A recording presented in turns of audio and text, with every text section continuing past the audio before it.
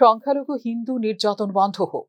বাংলাদেশের সংখ্যালঘু হিন্দুদের অধিকার রক্ষায় বাংলাদেশের কাছে আর্জি জানিয়েছে ভারত। সোমবার বিদেশ সচিব পর্যায়ের বৈঠকের শেষে ভারতের বিদেশ সচিব বিক্রম মিশ্রি বলেন, আজ দুপক্ষের বৈঠক ইতিবাচক হয়েছে। বৈঠকে একাধিক গুরুত্বপূর্ণ বিষয়ে আলোচনা হয়েছে। দুদেশের স্বার্থেই বিভিন্ন উন্নয়নমূলক কাজে সহযোগিতা করবে ভারত বাংলাদেশ। দুদেশের সাংস্কৃতিক আদান প্রদান ও অর্থনৈতিক উন্নয়ন নিয়েও আলোচনা হয়েছে। দুদেশের জনগণের স্বার্থে দ্বিপাক্ষিক আলোচনা চালিয়ে যাওয়া জরুরি। একই সঙ্গে তাঁর বক্তব্য, ধর্মীয় স্থানে হামলা দুঃখজনক। ইউনূস প্রশাসনের সঙ্গে ভারত সুসম্পর্ক চাইছে বলেও জানালেন ভারতের বিদেশ সচিব। At the same time, we also had the opportunity to discuss certain recent developments and issues, and I conveyed our concerns, including those related to the safety and welfare of minorities. We also discussed some regrettable incidents of attacks on cultural, religious, and diplomatic properties.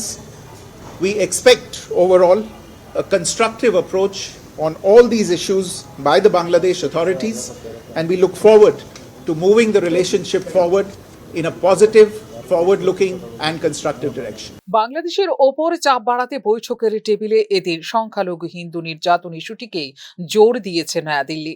সংখ্যালঘুদের নিরাপত্তাই এখন ভারতের সবথেকে বড় উদ্বেগের বিষয়।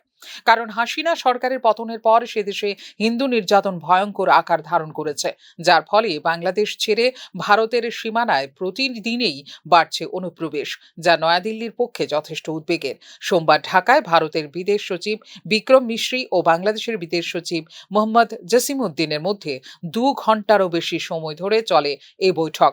সচিব পর্যায়ে বৈঠকের পাশাপাশি বিদেশমন্ত্রী তৌহিদ হোসেনের সঙ্গেও বৈঠক করেন মিশ্রি। তারপর এদিন বিকেলেই বাংলাদেশের প্রধান উপদেষ্টা মোহাম্মদ ইউনূসের সঙ্গেও বৈঠক করেন ভারতের বিদেশ সচিব। অতীতের মতো ভবিষ্যতেও বাংলাদেশের সঙ্গে ইতিবাচক ও গঠনমূলক সম্পর্ক এগিয়ে নিতে চায় ভারত বলে জানিয়েছেন বিক্রম মিশ্রি। এই দুই দেশের মধ্যে পর্যটন এবং ব্যবসা ক্ষেত্রে যেসব প্রতিবন্ধকতা আছে সেগুলো দূর করতে কাজ চলছে বলেও জানিয়েছেন ভারতের বিদেশ সচিব বিক্রম মিশ্রি। ফিউরো রিপোর্ট, নিউজ নাও।